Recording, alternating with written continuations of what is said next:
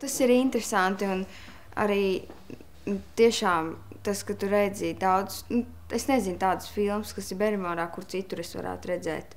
Man māma atsūtīja, viņa bija izlasījusi, kur var, kā var pieteikties un kas ir jādara. Un es apskatījos tajā mājaslapā un es domāju, ka es visu laiku esmu kā skatītājs, bet ka tajā gadā es varētu būt arī kā žūrija. Es izdomāju, ka vajag aiziet pamēģināt, tur tikt.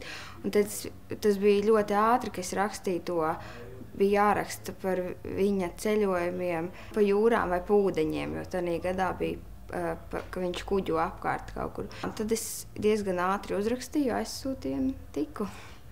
Kļūst arī tu par žūrijas dalībnieku. Iesūti savu stāstu par tēmu Berimoru velobrauciens.